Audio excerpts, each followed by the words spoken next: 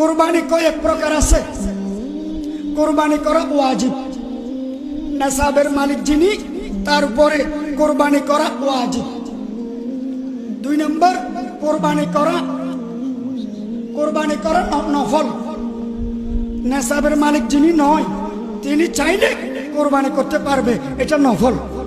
3 নম্বর মান্নতের কুরবানি, কোন একটা মান্নত করছে এই কাজটা হয়ে গেলে সে কুরবানি করবে, তাহলে এটা মান্নতের কুরবানি। এই মান্নতের কুরবানি খেতে পারবে না, মানুষকে গরিবকে দিয়ে দিতে হবে। আর একটা হলো ওসিয়তের কুরবানি, কেউ মৃত্যুর সময় বলে গেছে কুরবানি দেওয়ার জন্য, তার নামে কুরবানি দিলে এই কুরবানির গোশত সদকা করে দিতে হবে, কুরবানি তাতে খেতে পারবে না।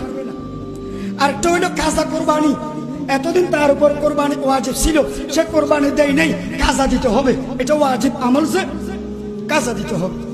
কুরবানির কাজা আছে, তাহলে ওয়াজিব কুরবানি, নফল কুরবানি, মান্নতের কুরবানি, কাজা কুরবানি, ওসিয়তের কুরবানি। কুরবানি কয় প্রকার আছে?